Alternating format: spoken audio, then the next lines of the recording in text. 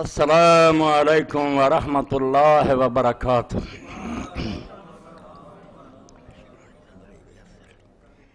واحلل عقدۃ من لسانی یفقہوا۔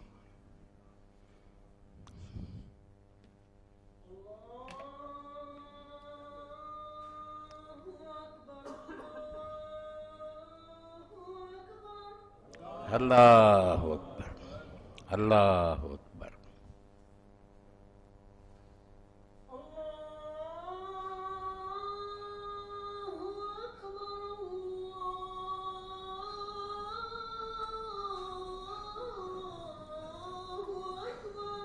اللہ اکبر،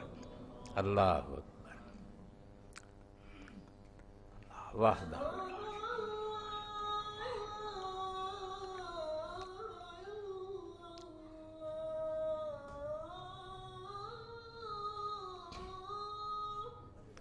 اشہد ان لا الہ الا اللہ۔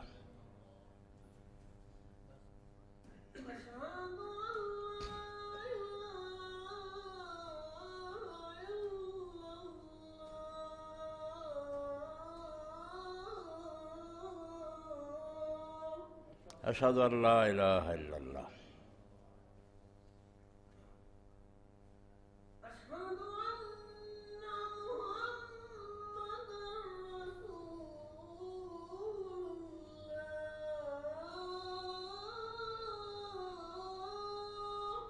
اشہد ان محمد رسول اللہ۔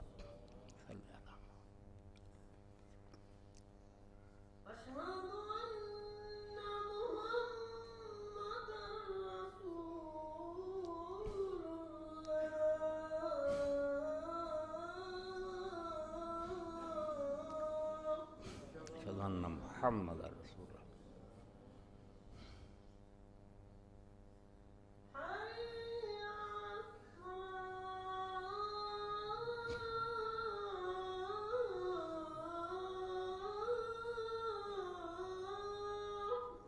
لا حول ولا قوة الا باللہ۔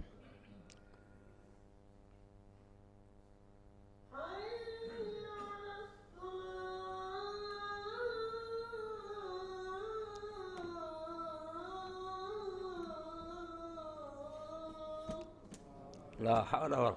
قوة الا باللہ۔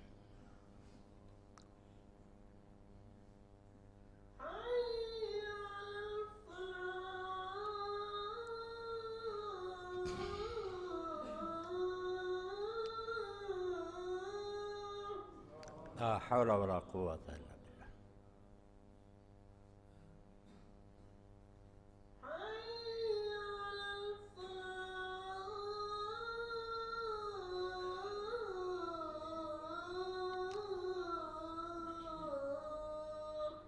لا حول ولا قوة الا باللہ۔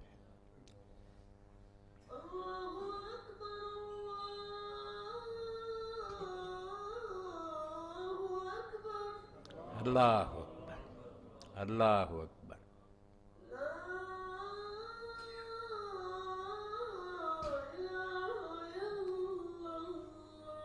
لا الہ الا اللہ، الا اللہ وحدہ لا شریک لہ، محمد عبدہ ورسولہ، رضیت باللہ ربا محمد۔ اللہم صلی علی محمد علی ابراہیم وعلی آل ابراہیم، محمد وعلی آل محمد۔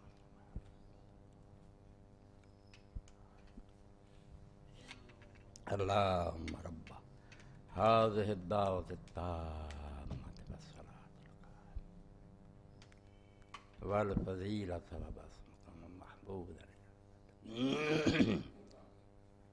اور اسی وجہ سے امام صاحب رحمۃ اللہ علیہ کو بعد میں مار پڑی، جیل خانے میں زبردستی زہر پیش کیا گیا، فرمایا میں نہیں پیوں گا، پلا دو۔ منہ کھول کر منصور کے لوگوں نے پلایا اور کوڑے مارے، امام کے بدن میں زہر اثر کر گیا، فرمایا مر جاؤں گا مگر میں یہ نہیں فتویٰ دوں گا کہ جو امت کے پوچھے بغیر زبردستی بیٹھ گئے،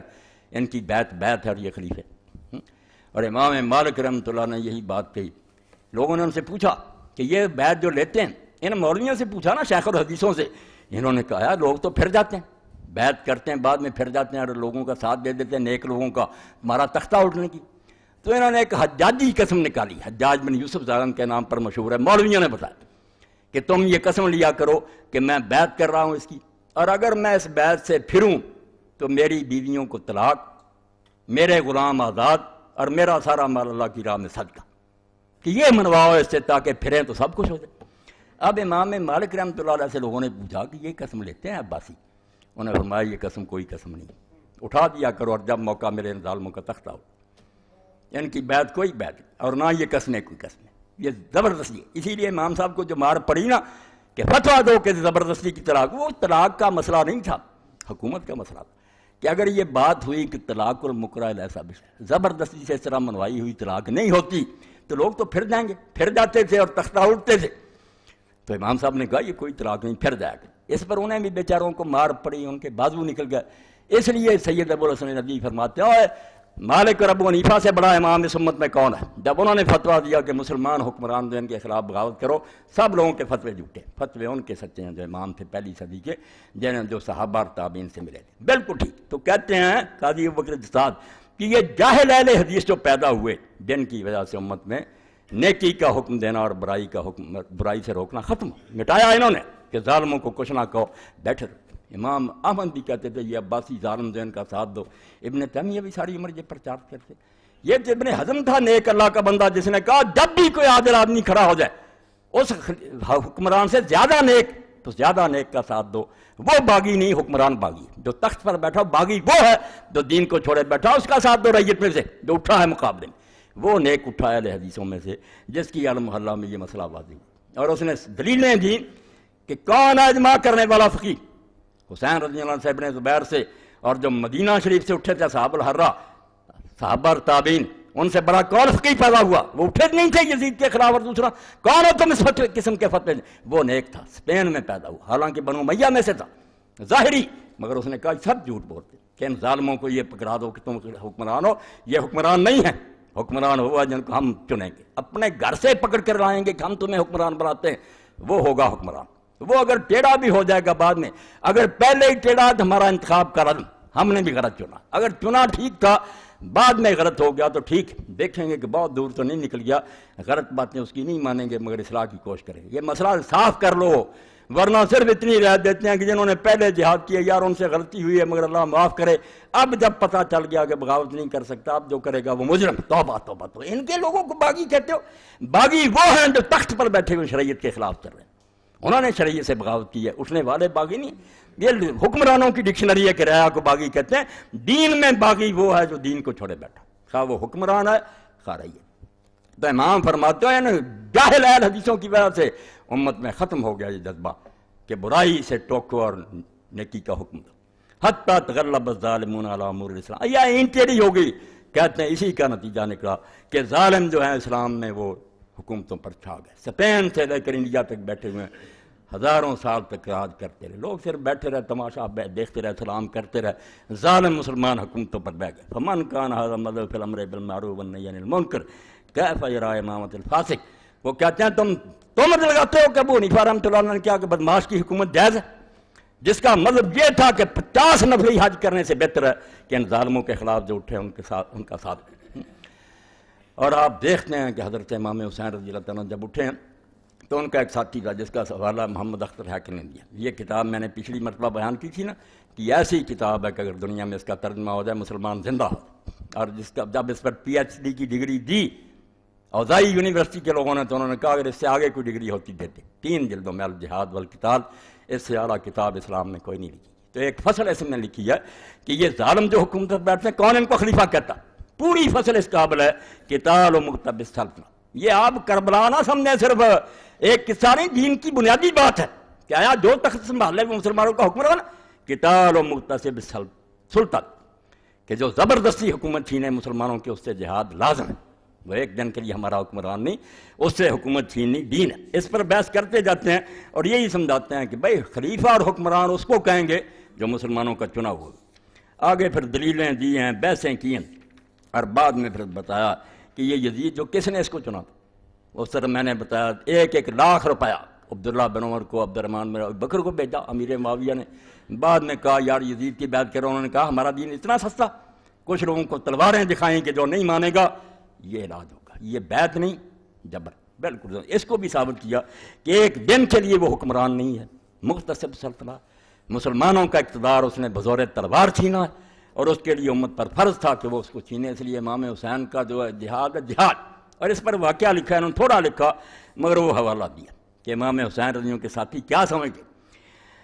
تو حسین ابن علی رضی اللہ کے ساتھ جو لوگ لقتال قوات یزید ابن معاویہ المقتدی بالخلافہ، الفاظ سنیں 202 صفحہ ہے، فرماتے ہیں جو اس قوت کے ساتھ ظالم چھین کر بیٹھ گیا سلطنت، ہمیں اس سے بحث نہیں، یہ لوگ جو بیوقوف ہیں وہ شراب پیتا تو کوئی نہیں، میں نے کہا اگر وہ ابو بکر بھی ہوتا تو ظالم ہوتا، اس طرح حکومت سنبھالنے کا اسلام میں جواز نہیں، اس کے ذاتی کردار کی بات نہیں، خلاف آئین ہے یہ معاملہ، اس کو سمجھو کہ دین اسلام میں آئین کے اندر کسی کو اجازت نہیں کہ حکومت پر آئے جب تک امت نہ چنے، تو فرماتے ہیں یہ قوت کے ساتھ سلطنت کو جو غصب کر کے بیٹھا، اس پر اس کا نام نہیں لکھا، میں بتاتا ہوں، تو وہ آدمی تھا عبداللہ ابن عمیر کلبی، یہ کوفہ کا تھا، اس کا وہاں ایک مکان تھا، بڑا امیر آدمی تھا، بیوی تھی اس کی ام وہب، اس نے دیکھا کہ لشکر جو ہیں وہ اکٹھے کیے جا رہے ہیں، اس نے پوچھا کہ یہ فوج کدھر بھیجی جا رہی تھی، لوگوں نے بتایا کہ یہ امام حسین رضی اللہ کے مقابلہ میں عبید اللہ ابن زیاد بھیج رہا، تو اس وقت اس نے اپنے دل میں کہا جو انہوں نے لکھا ہے واللہ لقد کنت لی جہاد اہل شرک حریصا،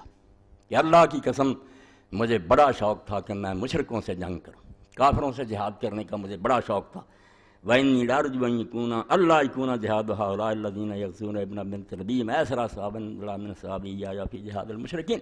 مگر اب مجھے اللہ سے امید ہے کہ مشرکوں کے ساتھ جہاد سے جو مجھے ثواب ملنا تھا اس سے زیادہ ثواب ہوگا جب میں ان ظالموں سے لڑوں گا جو اللہ کے رسول کی بیٹی کے بیٹے کے ساتھ لڑنے جا رہے ہیں، جو فرزند رسول کے ساتھ لڑنے کے لیے جا رہے ہیں، ان سے میں جہاد کروں گا تو وہ کافروں کی بجائے زیادہ مناسب، یہ ہے اصل دین جو گم کر دیا نا مولویوں نے فتوے دے دے کہ جو خبیث بیٹھ جائے حکمران ہے، اور وہ گیا پھر اپنی بیوی ام وہب کے پاس، اس نے کہا ام وہب سن لا، میرا تیرا بڑا پیار تھا مگر میں نے ایک فیصلہ کر لیا، یہ بات ہے کہ میں نے لشکر دیکھے ہیں وہ ظالم جا رہے ہیں فرزند رسول کے مقابلہ میں، اب میں جا رہا ہوں، اس نے کہا اللہ آپ کا یہ فیصلہ آپ کو مبارک کرے، میں ساتھ جاؤں، لے گیا حضرت امام حسین رضی اللہ سے جا کر ملا، ساری بات سنائی، اب یہ لشکر میں جب گیا سر کاٹا، انہوں نے پھر بیوی کی طرف پھینک لیا، اس نے گود میں لیا، وہ ساری تفصیل آپ تبری میں پڑھ رہے ہیں، چوما، اس نے کہا اللہ تجھے جزائے خیر جو تیری نیت تھی وہ تو نے پوری کر، اس لیے اللہ کے بندو یہ پوری فصل جو ہے کیا کروں، یہ ساری جو ہے نا 160 سے 202 تک اس قابل ہے کہ کوئی اللہ کا بندہ اس کو چھپا دے، ورنہ مسلمانوں کو سمجھ نہیں آئے گی کہ ان کے ملکوں میں کیا ہو رہا، کیسے ڈاکو اور غاصب ہیں جو زبردستی حکومتیں سنبھالے بیٹھے ہیں، یہ فصل پوری چاہیے کہ یہ حکمران نہیں ہے، نہ ان کو کوئی امام کہے نہ خلیفہ کہے، وہ خلیفوں اور حکومتوں والی حدیثیں ان کے لیے نہ پڑھو اللہ کے لیے، یہ تو ظالم ہیں، آپ ان کو کیوں مدد دے رہے ہیں، کیوں وہ حدیثیں مسلمان غریبوں کے خلاف پڑھ رہے ہیں، اگر کوئی کوشش کرتا آپ کہتے ہیں باغی آپ جھوٹے ہیں جو دین کو نقصان پہنچا رہے ہیں، یہ حکمران نہیں، ظالم، ان کی حکومت ایک دن کے لیے صحیح نہیں، تو امام فرماتے ہیں اے ابو حنیفہ اس کو بدنام کرتے ہو جس نے زہر پینا قبول کر لیا، جیل میں کوڑے کھائے، مگر فرمایا نہیں میں ان ظالموں کا ساتھ نہیں دے سکتا، اور حضرت زید ابن علی امام زین العابدین کے بیٹے جب ہشام کے خلاف اٹھے، امام نے فرمایا کافروں سے جہاد کرنے سے زیادہ بہتر ہے کہ زید کا ساتھ، اور فرمایا اگر رسول اللہ نے اصحاب بدر کے بارے میں وہ شان نہ بیان کر دی ہوتی تو میں یہی کہتا کہ جو زید ابن علی کا ساتھ دیں گے ان کو وہی ثواب ہوگا جو بدر کی شہیدوں کا، امام ایسا غازی تھا، مجاہد تھا، یہی امام مالک تھا، یہ بعد میں ماریں کھا کر کانپ گئے کہ نہیں جو بیٹھ گیا، انہوں نے برباد کیا، یہ شکر ہے کہ بعد میں بھی ابن حزم رحمۃ اللہ علیہ نے اچھا لکھا، بہت اچھا لکھا کہ یہ کوئی خلیفہ نہیں، یہ میرے پاس کتاب جس کا میں نے ایک مرتبہ ذکر کیا تھا کہ اگر یہ کتاب مجھے نہ ملتی تو میں سمجھتا میری زندگی ضائع گئی، العواصم والقواسم، ایک العواصم والقواسم ہے وہ لکھی ہے قاضی بکر، وہ کچھ نہیں، یہ العواصم والقواسم فی الذب عن سنت بالقاسم، یہ مجھے وہاں فیصل یونیورسٹی سے ملی، وہاں میرے دوست سے بچہ لائبریری تھا، یہ ڈاکٹر حمید اللہ صاحب رحمۃ اللہ علیہ نے جو کتابیں دی تھیں اس کے فوٹو اسٹیٹ کرا کر بھیجی، سنت کے دفاع میں سے بڑی کتاب کوئی نہیں لکھی، اور امام شوکانی فرماتے ہیں یمن نے اسلام کو کچھ نہ دیا ہوتا سوائے اس کتاب کے، یہی کہا سنت کا دفاع، حدیث پر جو حملے ہوئے، اب ان لوگوں نے یمن کے لوگوں نے کہا ہے محمد بن ابراہیم وزیر کیسے اہل سنت کے مذہب کو مانتے پھرتے ہو، جو کہتے ہیں کہ ظالم بھی خلیفے اور یزید کے خلاف اٹھنے والے باغی ان میں شامل ہو گیا، اس نے پھر اہل سنت کی کتابوں میں پوری فصل لکھی کہ آپ نے اہل سنت کی کتابیں نہیں پڑھی، یہ بیوقوف اور نادان ہیں جو ایسی باتیں کہتے ہیں۔ یہ پڑھو امام ذہبی اور سارے ابن حزم، سب ملعون کہتے ہیں یزید کے اور سارے، کوئی خلیفہ نہیں، اور اس نے بتایا، ورنہ وہ یمنی لے گئے تھے کہ یہ اہل سنت کا مطلب ہے جو ظالموں کی حمایت کرتا۔ تو امام نے پھر اس پر لکھا، اور یہ امام ابن حزم رحمۃ اللہ علیہ کا حوالہ بھی دیا، جو سارے لکھ دیتے ہیں فتح الباری میں ابن حزم کہ اجماع ہو گیا فقہ، اور کون سے اجماع؟ جو جوتیاں کھا کر مان گئے کہ جو بیٹھ جائے ٹھیک ہے۔ امام نے کہا، امام ابن حزم فرماتے ہیں ورائے تو لباس من نصب نفسه للامامۃ والکلام فی الدین فسور ذکر فی الاجماع، 76 صفحہ اور جلد ہے اس کی 8۔ امام ابن حزم، آپ دیکھیں یہ نسلاً اموی ہیں، بنو امیہ سے، مگر عالم ہے، ظاہری ہے، کتاب و سنت کا دیوانہ تھا، المحلہ لکھی۔ وہ کہتے ہیں میں نے ایک شخص کو دیکھا جو اپنے آپ کو دین کا عالم کہتا ہے اور کتابیں لکھتا ہے، اس نے ایک کتاب لکھی ہے جس میں ذکر کیا اجماع کا، کہ اجماع ہو گیا، ساری امت متفق، فاتا فی اب کلام اللہ سکتان الکان اسلم علیہ فی اخرى۔ کہتے ہیں اس میں ایسی باتیں اس نے کہیں کہ اگر وہ اس سے خاموش رہتا، نہ لکھتا، تو اس کی عاقبت کے لیے اچھا ہوتا۔ اس نے اپنی عاقبت گندی کی، وہ سے لے کر ایسی باتیں کی، بل الخرسکان اسلم علیہ، بلکہ وہ گنگا پیدا ہوتا تو اس کے لیے اچھا تھا، ایسی کتاب لکھنے سے وہ گنگا رہتا۔ امام لکھتا ہے جس میں دین کی غیرت تھی، وہ شیخ الحدیث نہیں تھا کہ چندے لو ملوکیتوں سے اور کھاؤ، مدرسے چلاؤ اور کہو ملوکیت ٹھیک ہے۔ ملوکیت جو اسلام میں کہ در دین اس ملوکیت حرام ہے، اقبال فرماتے ہیں اس نبی کے مانے جس کے دین میں ملوکیت کفر ہے، بندہ ملک بن جائے کہ میں بادشاہ ہوں تو مسکات میں ساتھ دیتے ہو، ظالم بادشاہوں کا پیسے کھاتے ہیں، ان سے فنڈ لیتے ہیں اور مدرسے چلاتے ہیں، ان کی حمایت کرتے ہیں۔ تو فرماتے ہیں اگر وہ گنگا ہوتا اچھا تھا۔ وہ ابن مجاہد البصری المتکلم الطائی للمقرئ، کون ہے وہ؟ ابن مجاہد، بصرے کا رہنے والا، متکلم، قبیلہ تیس۔ فإنه ذکر فی مدعا فی الاجماع،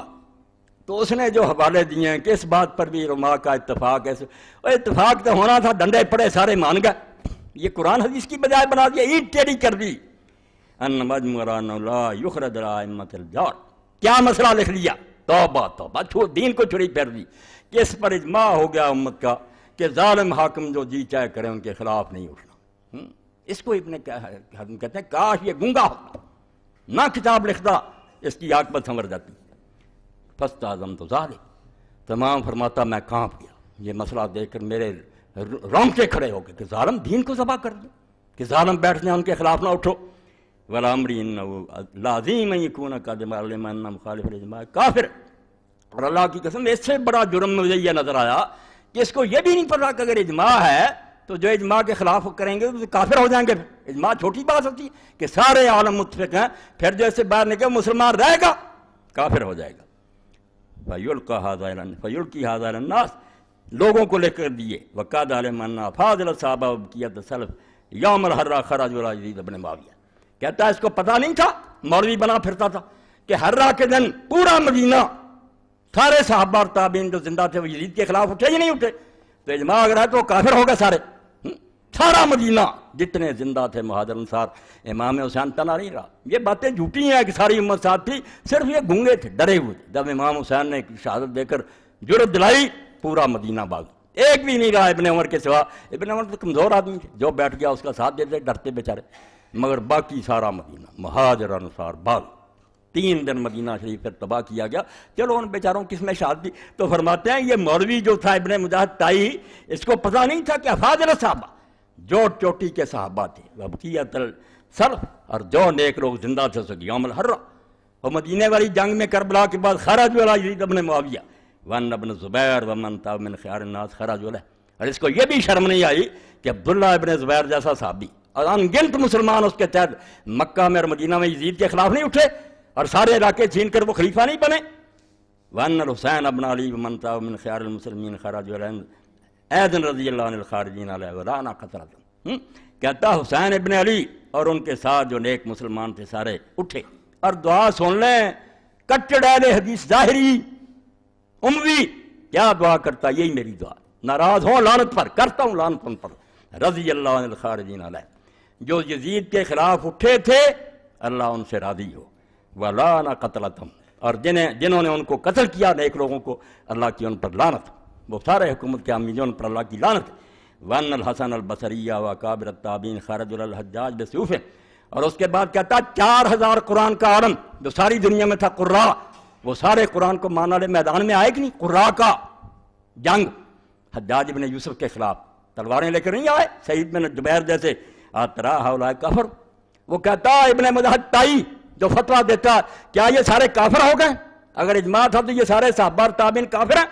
بل واللہ من کفرہم فہو احق بالکفر منہم، بلکہ اللہ کی قسم جو ان کو کافر کہتا ہے وہ زیادہ لائق ہے کہ اس بدماش کو کافر کہا جائے.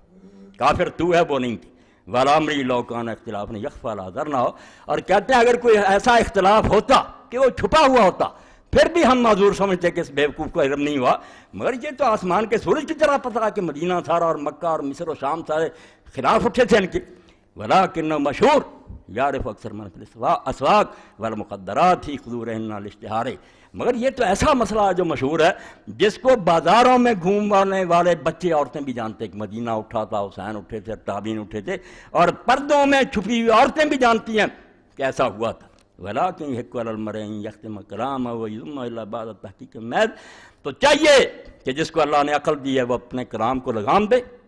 کتابیں لکھنے سے پہلے 1000 مرتبہ سوچے کہ میں کیا بکنے لگاؤں. وَيَعْلَمَ اللَّهُ أَنَّ تَعَالَىٰ وَيَعْلَمَ أَنَّ اللَّهَ تَعَالَىٰ بِالْمِرْصَادِ، اور سوچے کہ جو میں کہہ رہا ہوں اللہ دیکھ رہا، میں نے اس کا حساب. ناراض ہوئے ہیں. وَأَنَّ كَلَامَ الْمَرْءِ مَحْسُوبٌ مَكْتُوبٌ مَسْئُولٌ عَنْهُ يَوْمَ الْقِيَامَةِ،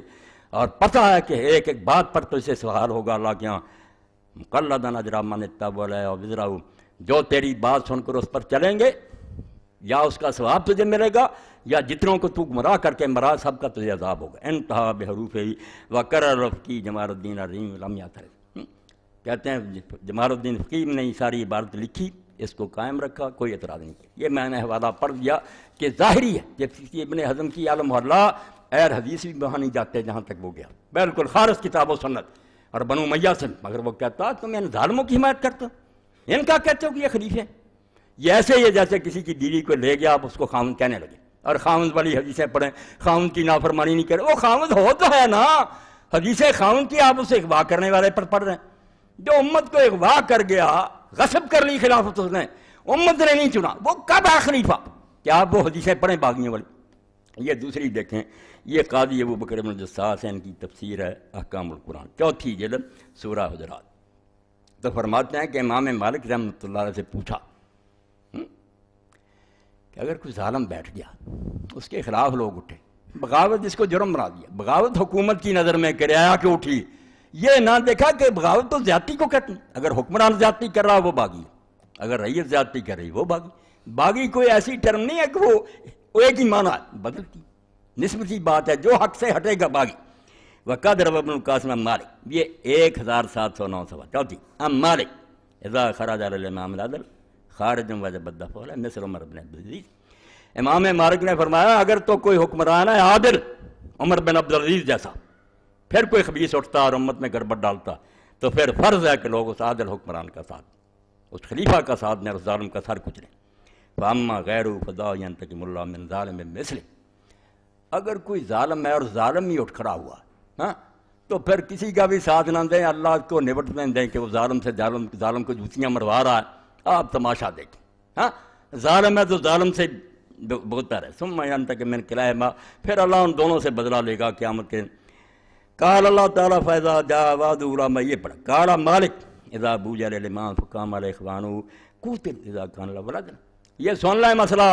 یہ ساری حدیثیں کتابت میں شیوخ کو جا کر پڑھا دیں کہ یہ حدیثیں ظالموں کے لیے نہ خدا کے لیے پڑھیں، جو دین میں خلیفہ کے چنا ہوا یہ ہے ان کے لیے. بالکل اس کی صرف نافرمانی کریں گے ہم غلط بات میں، مگر بغاوت نہیں کریں گے، کافی حد تک برداشت کریں گے جب تک انتہا نہ ہو.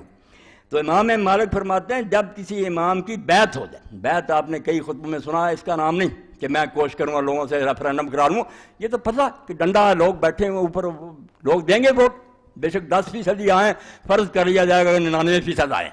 ہم دیکھتے ہیں نا یہ تو آگے. یہ نہیں بیعت وہی ہے کہ سارے گھر میں بیٹھے ہیں، کسی کے پاس حکومت نہیں ہے، لوگ خود جا کر کہتے ہیں ابو بکر ہم آپ کو حکمران بنائیں. یہ بیعت کہ لوگ سودا بیچتے ہیں کہ ہم نے اپنی جو امانت تھی وہ آپ کے پر. فرمایا جب خلیفے کی بیعت ہو جائے تو پھر اس کے بھائی اس کے خلاف اٹھ کھڑے ہو تو جنگ کی جائے گی ان بھائیوں کے خلاف. اگر پہلا آدمی عادل ہوگا، پہلا حکمران عادل ہے نا، خام یہ اٹھ کھڑے. فَأَمَّا هَؤُلَاءِ فَلَا بَيْعَةَ لَهُمْ إِذَا كَانَ بُوجِيَ لَهُمُ الْخَوْفُ. اور اگر یہ لوگ جو ہیں اپنے زمانے کے کا بنو عباس بیعت وہ بھی لیتے تھے، بیٹھ گئے لو بیعت، کس کی موت آئی ہوئی کہ بیعت نہ کرے؟ ہاں جی ہاں جی ہاں جی ٹھیک ہے ٹھیک ہے ٹھیک ہے۔ ضمیر بیچنے والے تو ہر زمانے میں، تو امام مالک فرماتے فَأَمَّا هَؤُلَاءِ فَلَا بَيْعَةَ لَهُمْ، یہ ہمارے زمانے کے جو ہے نا منصور صفا وغیرہ، ان کی بیعت کوئی بیعت نہیں ہے، بے شک ہاتھ میں ہاتھ لے لیں لوگوں سے منع، یہ بیعت کوئی نہیں۔ اذا کان ابویا لهم علی الخوف، ان کی بیعت لوگ خوف کی وجہ سے کرتے، ڈر سے وہ کرتے ہیں، یہ وہ بیعت نہیں ہے جو رضامندی سے ہوتی۔ تو یہ بھی بحث میں نے پڑھ دی کہ ظالم جو ہے نا ان کے خلاف اٹھنے والا جو ان کا ساتھ دو بشرط کہ وہ عادل ہو، دوسرا جو ہے وہ جھوٹا، وہ حکمران بھی اس کا کوئی حق۔ یہ ہیں امام ابن حجر، یہ لکھتے ہیں 12ویں جلد فتح الباری۔ اب اس میں باغیوں کے بارے میں لکھتے ہیں، یہ پڑھ لیں، یہ سب ان کے پاس ہے، پڑھتے نہیں، فیصلے گھر میں بیٹھے کر لے ہیں کہ نہیں وہ حکمران جو تھا ان کا چچا ہے نا جو حکومت پر بیٹھ جائے اور اللہ کے بندے مر جائیں ولی صاحب بھی، وہ باغی۔ تو امام فرماتے ہیں یہ 285 اور 286 تو فرماتے ہیں فَإِنَّ مَلَا قسم ہے کہ دو قسم کے لوگ حکومت کے خلاف اٹھتے ہیں، ایک وہ ہیں جو بالکل مرتد ہوتے ہیں اور دین سے نکل جاتے ہیں، جیسے حضرت ابوبکر کے خلاف اٹھ کھڑے ہو کہ زکوٰۃ نہیں دیں گے، وَالثَّانِي مَنْ خَرَجَ فِي طَلَبِ الْمُلْكِ لَا لِلدُّعَاءِ إِلَىٰ مُعْتَقِدٍ، ایک دوسرا گروہ جن کا کوئی نیا عقیدہ نہیں ہوتا، کوئی نیا ایمان نہیں ہوتا، وہ بھی مسلمان ہی ہوتے ہیں مگر وہ حکومت کے لیے اٹھتے ہیں، یہ کہتے ہیں سیاسی تھا تو کیسا جادو سر پر چڑھ گیا کہ سیاست نہیں تو اسلام ہے کس کا نام؟ آپ بڑے فخر سے کہتے ہیں کہ امام حسین کا جھگڑا سیاسی تھا، دین ہوتا شرم سے ڈوب مرتا، جس دین میں سیاست نہیں وہ ہندوازم ہے، وہ عیسائیت ہے، بدھ مت ہے، اسلام نہیں۔ اسلام میں تو پہلی بات ہی ہے کانت بنو اسرائیل تسوسہم الانبیاء، کہ انبیاء بنی اسرائیل سیاست کرتے تھے، حکومت کی بھاگ دوڑ نبیوں کے ہاتھ میں ہوتی تھی۔ اب حضور نے فرمایا نبی نہیں آئیں گے خلفاء ہوں، یہاں سیاست عبادت مکاری نہیں ہے، ملک کا انتظام اللہ کے قانون کے مطابق چلانا نماز روزے سے بڑی عبادت، امت کو ٹھیک لے کر چلو، ہم اللہ قسمین ہے۔ تو فرماتے ہیں یہ سلطنت کے لیے جو اٹھتے ہیں یہ بھی دو قسم کے، قسمن خرج غضب للدین من اجل دور الاولاد وترک عمل بالسنت نبویہ فہؤلاء الحق، یہ ایک چھتری کافی ہے، سارا کربلا آ گیا اس میں، پہنچا دو ہر شیخ الحدیث تک کہ اگر بخاری پڑھتے ہو نکالو فتح الباری۔ فرماتے ہیں ایک گروہ ہیں جو نکلے ہیں سلطنت کے لیے مگر اپنے لیے نہیں، وہ اقتدار اس لیے نہیں چاہتے کہ عیش کریں گے، معلوم غضب الدین، انہیں دین کا جوش آیا ہے من اجل دور الاولاد، کیونکہ حکمران جو ہیں وہ غلط ہو گئے، حکمران ظالم ہو گئے، دین چھوڑ دیا انہوں نے، ترک عمل بالسنت نبویہ، اور اللہ کے نبی کی سنت پر عمل کرنا انہوں نے چھوڑ دیا، اس لیے یہ بیچارے اٹھے ہیں کہ ہماری زندگی میں اللہ کے رسول کے دین پر عمل تم نے چھوڑ دیا۔ یہ کون ہے پھر؟ یہ باغی ہیں، فہؤلاء اہل حق، یہ باغی نہیں ہیں، یہ حق والے ہیں۔ اور کون ہے وہ؟ ومنهم الحسین ابن علی واہل المدینہ فی الحرہ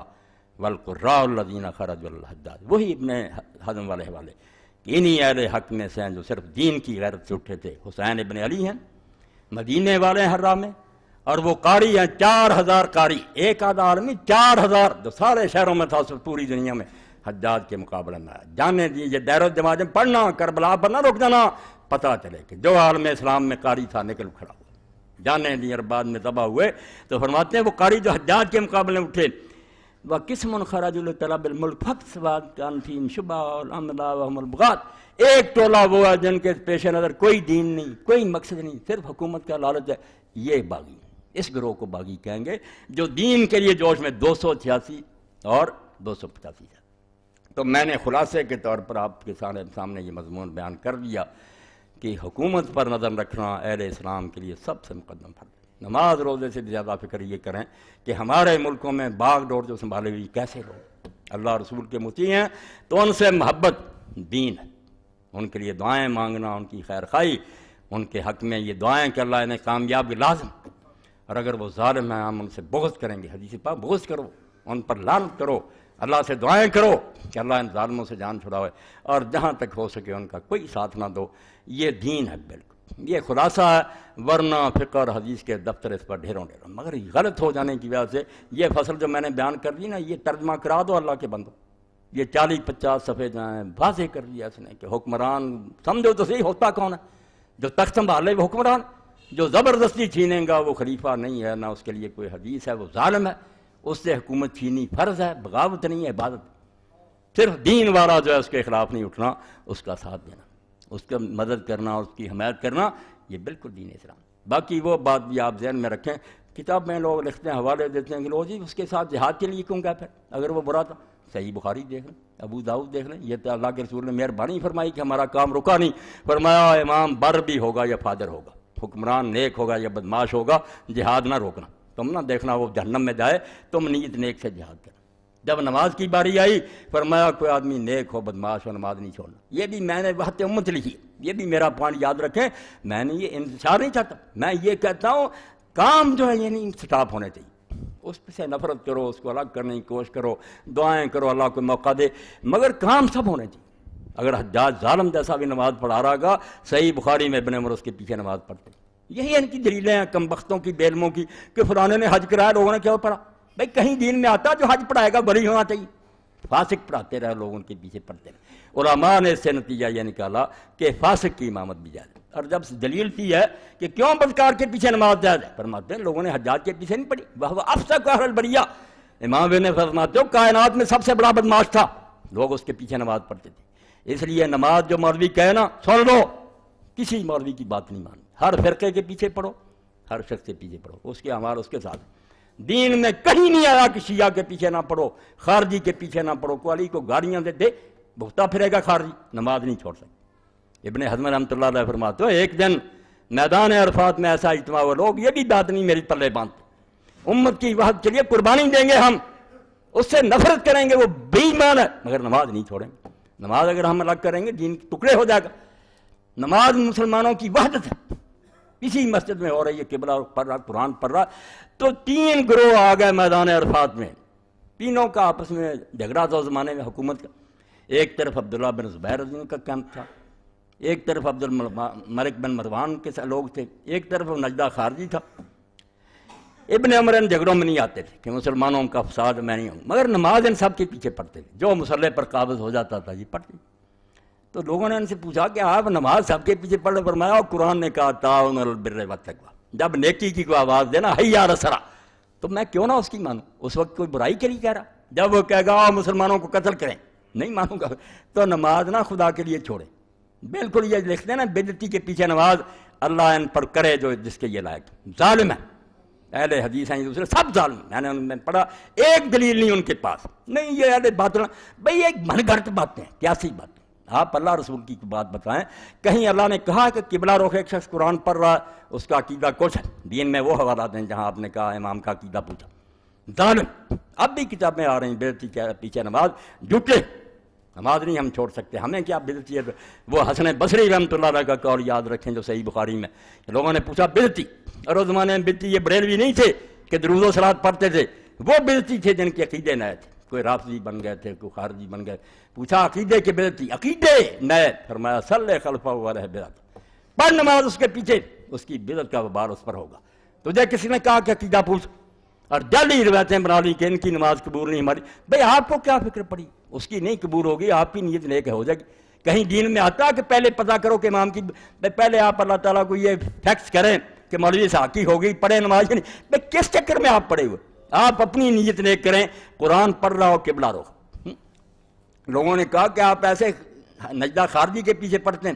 تو صحابہ نے کہا ہم بھائی اس کے پیچھے نہیں کھڑے ہوتے، ہم قرآن کے پیچھے کھڑے ہوتے، قرآن پڑھ رہا ہم قرآن کی اصلاح کریں۔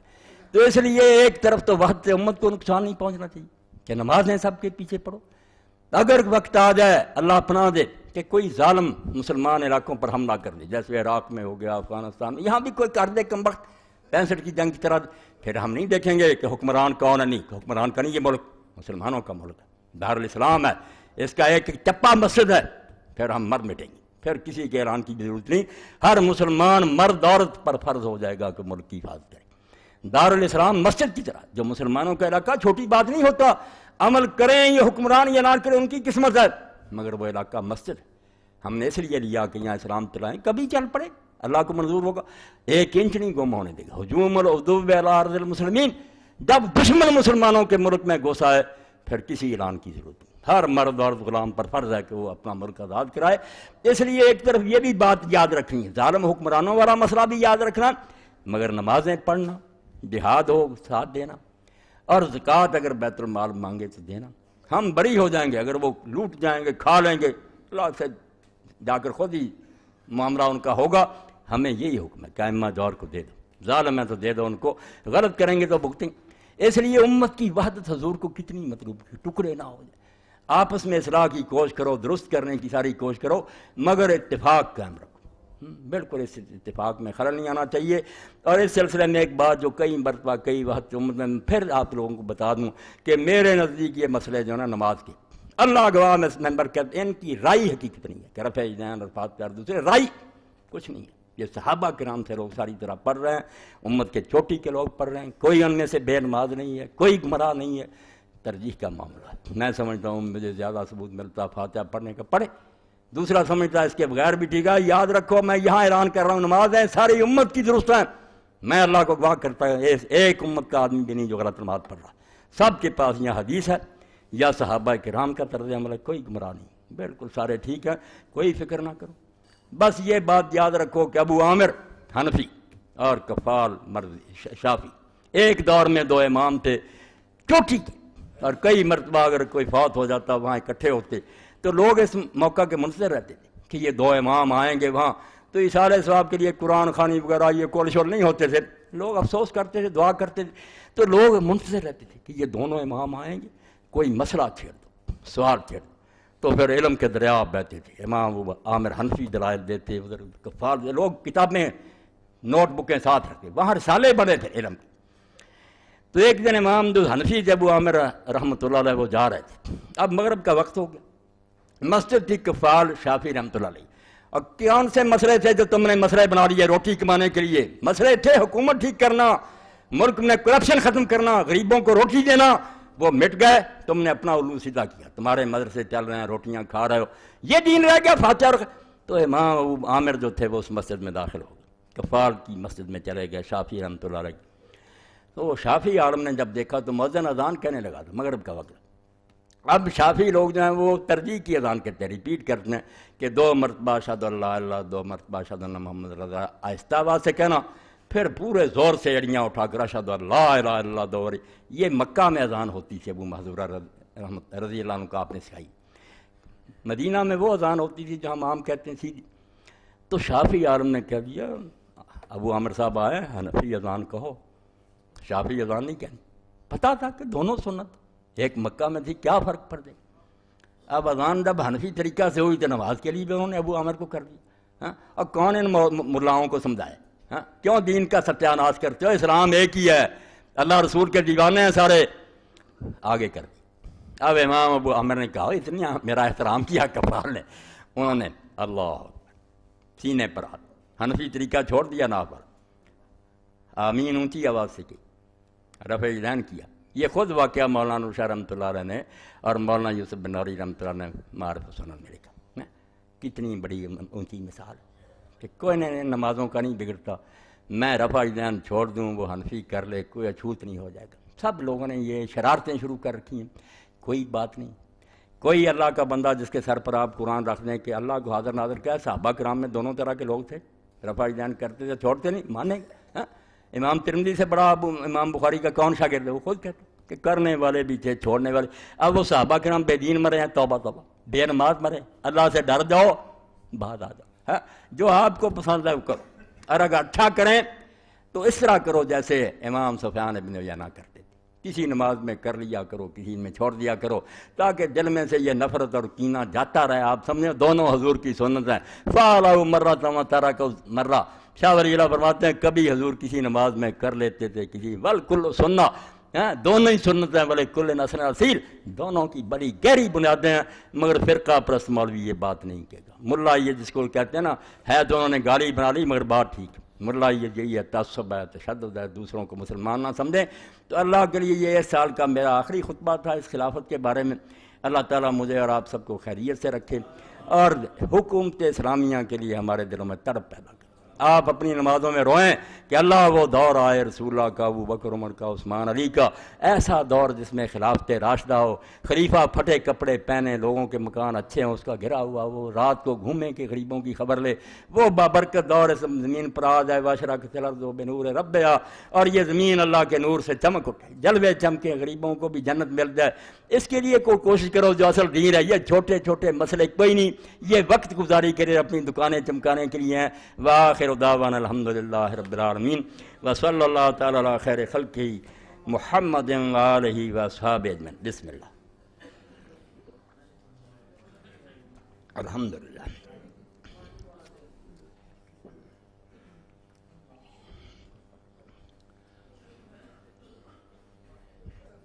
الحمدللہ الحمدللہ وسلام علی عبادہ الذین اصطفیٰ۔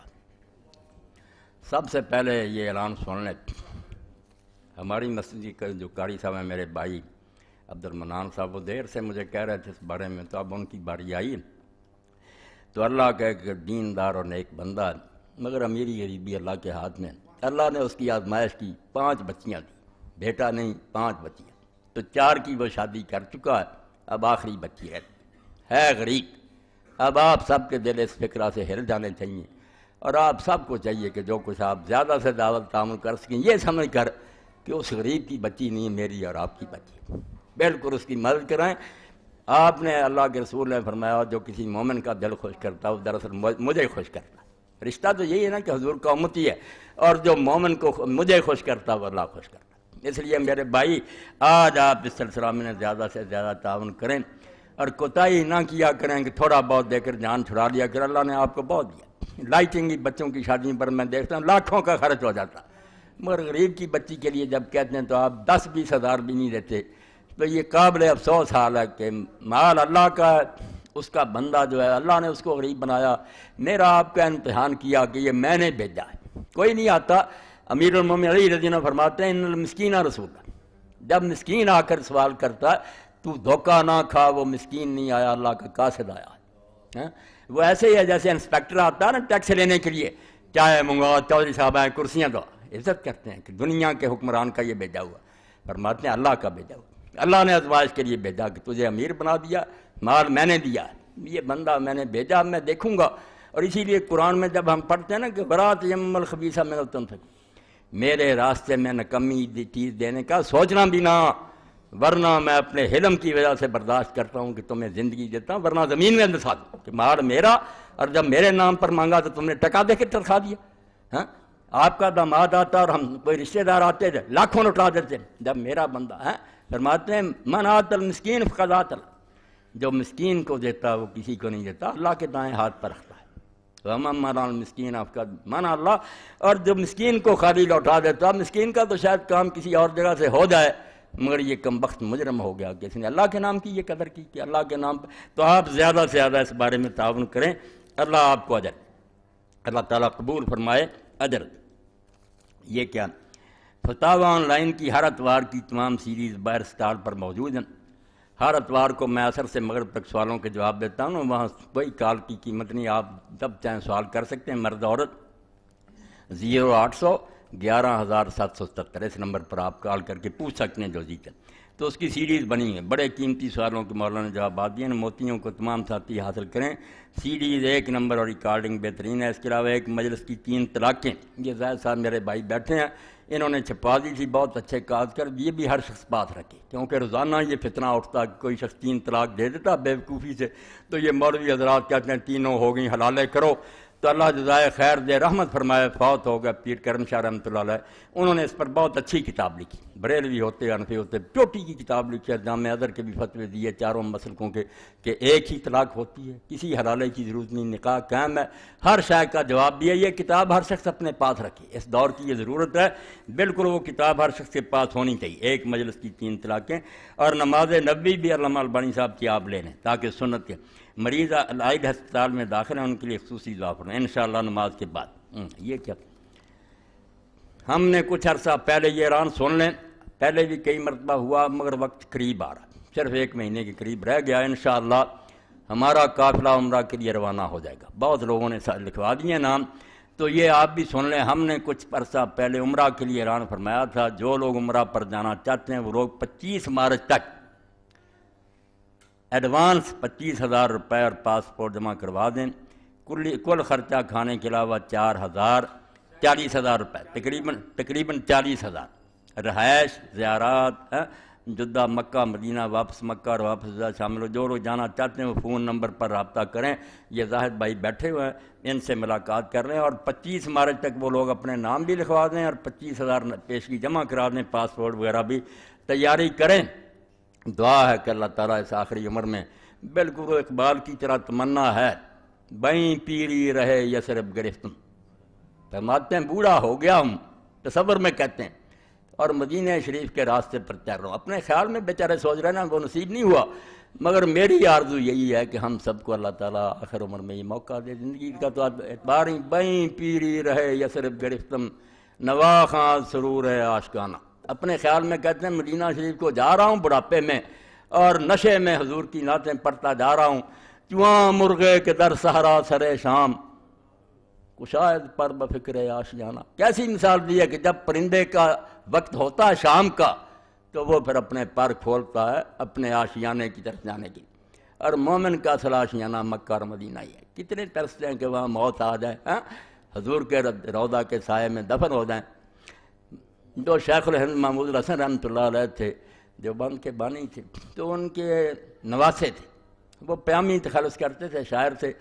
بات جب آ جاتی ہے پھر مزہ آتا نا مجھے، میں پھر ختم نہیں کرتا۔ تو جلسہ ہو رہا تھا اسکول میں، لوگ سیرت النبی پر تقریریں کر رہے تھے، تو پیامی رحمۃ اللہ علیہ نے ایک شعر پڑھا جس پر ہیڈ ماسٹر سے لے کر پھر سارا مجمع بچے روئے۔ پیامی صاحب نے کہا پیامی موت سے ڈرتا نہیں، پر آرزو یہ ہے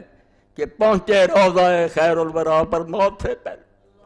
موت کی تو فکر نہیں، مگر اللہ مرنے سے پہلے روضہ رسول پر پہنچا۔ پیامی موت سے ڈرتا نہیں، پر آرزو یہ ہے کہ پہنچے روضہ خیر الورا پر موت سے پہلے۔ تو اس سلسلہ میں یہ لوگ آرام سے کریں۔ ماں مرد کا معنی عفت، یہ بچیوں کے لیے بہترین چیز ہے، یہ آپ لے گئے۔ مولانا فقیر اللہ صاحب سے اپنی بچیوں بیٹیوں کے لیے تحفہ لے جایا کریں۔ خواتین ہی لکھتے ہیں، ان کتابوں کا بھی اعلان کریں۔ فکر اسلامی، یہ بھی مولانا فقیر اللہ کے پاس ہے، باتیں یہ بھی قرآن میں ہیں۔ اصلی قسم کے اعلیٰ قسم کے تبرکات بھی حاضر خدمت ہیں۔ اللہ کے ہاں حرام بندوں کے لیے آسان، جو چیزیں حرام ہیں ہم نے حلال کر رکھی ہیں۔ یہ کتابیں بہت اچھی ہیں، لے سکتے ہیں۔ میرے ابو محمد اعجاز حسین ایک جھوٹے کیس میں پکڑے گئے ہیں، ان کی رہائی کے لیے دعا کرائیں انشاءاللہ سب کے لیے، جن پر بھی ظلم ہو رہا۔ اب ایک کتاب یہ میرے ساتھی نے رکھ دی، طاغوت کے تعاون سے جہاد۔ وہ بات جو خطبے کے شروع میں ہوئی نا، دین کو ذبح کر دیا ہے نا دعویٰ والوں نے۔ یہ کتاب لے کر طاغوت سے تعاون اور جہاد، توبہ توبہ، جس کے کفر کا حکم ہے کہ فَمَن یکفر بالطاغوت، طاغوت کا کفر کرو، موسد اس کے ساتھ تعاون۔ جب لوگوں نے کہا کہ تم تو طاغوت سے مل کر جہاد کر رہے، راز کھل گیا، خود مان گئے کہ واقعی ہم ایجنسیوں کا جہاد کر، تو فتویٰ بنا دیا کہ طاغوت سے تعاون کر کے جہاد۔ یہ پوری کتاب اس قابل ہے کہ اس کو آگ میں جلا دیا جائے۔ جھوٹے حوالے، غلط دلیلیں، اور اس بارے میں اب زیادہ تبصرہ نہیں کر سکتا۔ ایک کتاب کہوں گا، یہ ویس بھائی بیٹھے سب سے جو اسلام کے لیے کوشش کر رہے ہیں لوگ، تحریک، وہ کتاب مولانا احمد رضا خان بریلوی رحمۃ اللہ علیہ کی المحجۃ المعتمنہ، المحجۃ المعتمنہ، اس کو چھپا کر تقسیم کریں۔ جب کانگریسی ملاؤں نے کہا کہ ہندوؤں کے ساتھ اتحاد کرو اور ملک کو آزاد کراؤ، میں کہتا ہوں عالم اسلام میں ایسی کتاب کوئی ماں کا لال لکھ ہی نہیں سکا کہ کفار سے تعاون جائز ہے، کافروں سے دوستی حلال ہے۔ المحجۃ آیتوں کے جواب اور جو حدیثیں انہوں نے دی ان کے جواب اور فقہا کے حوالے کہ کفار صرف کتے ہیں، اور کتوں سے جیسے آدمی شکار کر سکتا، اگر مسلمانوں کی حکومت بہت مضبوط ہو اور یہ دو چار کتے ہوں کافر، ان کو ڈوری میں ڈال کر کام لے سکے، کوئی اندیشہ نہ ہو فتنہ، پھر ان سے تھوڑی بہت مدد لینے کی اجازت ہے، ورنہ کفار اس قابل نہیں ہے کہ ان کی تعظیم کی جائے۔ تو المحجۃ المعتمنہ، بھائی اللہ کے بندو، اس دور میں چھپا کر بانٹ دو خدا کے لیے، تاکہ پتہ چلے کہ یہ کفار سے جو تعاون ہو رہا ہے کفر ہے۔ اسلام کو چھری پھیر رہے ہیں لوگ، کسی کے ساتھ اعتدال نہیں، کوئی روشن خیالی نہیں، یہ کفار ہیں۔ ہم یا قرآن کو جھوٹا کہیں یا ظالموں سے دوستی کریں، نہیں ہو سکتا۔ یہ ہمارے خیر کا اللہ کا کلام جھوٹا جو کہتا ہے لا یعلونکم خبالا، یہ یہودی عیسائی ہندو تمہاری کبھی خیر خواہی نہیں کر سکتے، جو خرابی کر سکتے ہیں وہ کر کے چھوڑیں گے، کوئی ان پر اعتماد نہ کر، ہم قرآن کو دفن کر دیں۔ تو المحجۃ المعتمنہ فی آیات الممتنہ، یہ ایسی کتاب ہے، میں اللہ کو گواہ کر کے میں نہیں دیکھتا کہ وہ بریلوی ہیں، یہ کون ہے، ایسی لکھی ہے فقہا کے حوالے سے، حدیثوں سے دھجیاں اڑا دی ہیں کہ کون سے حوالے دے رہے ہو، کوئی مشرکوں سے مدد۔ اللہ کے رسول کے سامنے آئے لوگ 700 بندہ کہ حضور ہم مدد کرتے، فرمایا اسلام لائے ہو، کہا نہیں، فرمایا فلاں نستطیع استعین المشرک، میں کافروں سے مدد نہیں لیتا، ہم دین کا کام کر رہے ہیں، کافروں کا کیا یہاں تک؟ تو اللہ کے لیے دین کو نہ خراب کرو، تم سے دین نہیں نہ ہوتا عمل تو دین کو اصل حالت میں رہنے دو، طاغوت سے نہ ہمارا تعاون کراؤ، دین کو نہ تباہ کرو۔ جہاد تو تم نے کیا کرنا، اب یہ فتح دے دیے کہ طاغوت کے تعاون سے جہاد۔